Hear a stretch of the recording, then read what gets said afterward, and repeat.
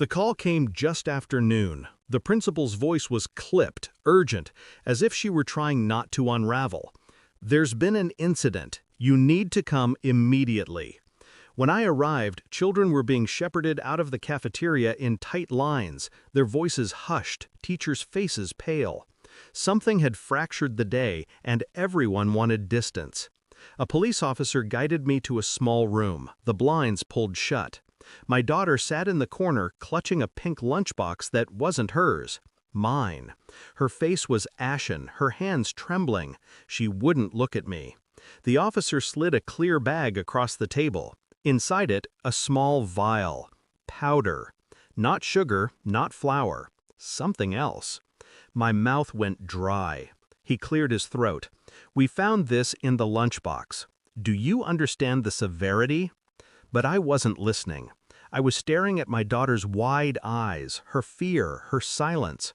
She had picked up the wrong box, my box, and I knew, with sudden sharp clarity, someone had put it there for me. Not her, not a mistake, a message. That night, the silence between my wife and me was louder than any police siren. She set her wine glass down too carefully, as if rehearsed. Didn't ask how our daughter was, didn't ask what the officer had said. Only asked, "So, what happens next?" Her voice was thin, almost brittle. I studied her face the way one studies cracks in glass. Subtle at first, dangerous if ignored. I replayed the principal's words, the officer's glance, my daughter's pale, shaking hands, and now my wife's lack of surprise. It hit me in fragments. The locked drawer she never let me touch, the late nights with friends, the way she smiled at her phone, never at me. Infidelity was the obvious word, but this wasn't about another man. This was about intent. If the lunchbox had reached me instead of my daughter, no one would have questioned it.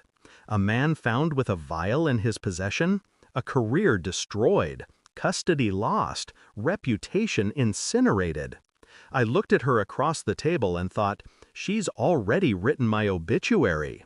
I didn't confront her, not yet. I smiled, pretended to sleep beside her, nodded when she spoke of trivial things.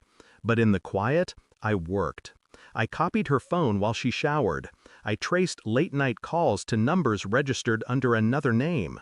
I found receipts hidden in email archives, hotel rooms, wire transfers, storage units. Each discovery was a brick. Together, they built something undeniable. A second phone in her gym bag, locked but predictable. I guessed the code on the third try. Our wedding anniversary. A cruel joke. Messages filled the screen. A man's name. Explicit plans. But beneath that, darker lines, instructions, coordination, references to timelines and final steps. It wasn't infidelity. It was conspiracy, and I was the target. I sat in the dark with the phone, my hands steady, my pulse strangely calm. She thought she was clever. She thought she was invisible. But invisibility vanishes under the right light. The DNA envelope came 2 weeks later. It wasn't about my daughter. She was mine. I never doubted. It was about the man in the messages. I needed certainty. Proof she couldn't deny. The test confirmed it. He was her lover. Not just recent. Years. A double life running parallel to mine. I printed everything. The phone records, the transfers, the test results. I placed them in a neat stack on the dining table. When she walked in, her eyes fell on it instantly. Her face drained, then flushed, then tightened. She tried to speak. I didn't let her. I slid the papers toward her with 2 fingers. Silence stretched. She read. Her breathing hitched. Her hands shook. She looked at me as if I had become a stranger. But I wasn't the stranger. She was. And now she couldn't hide.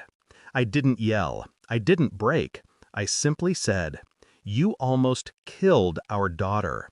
Her lips parted, but no words came. I leaned back, folding my hands. The lunchbox wasn't an accident. You were setting me up. But she grabbed it instead. Her face collapsed. tears came, sudden, desperate, useless. I stood, calm, collected. I've already sent copies. Lawyer, police, school board, everyone who matters. Her sob was sharp, a sound of something breaking. I didn't flinch. This isn't about us anymore, I said. It's about consequences. Her knees buckled as she sank into the chair, clutching the papers like a drowning woman clutching water. I left her there.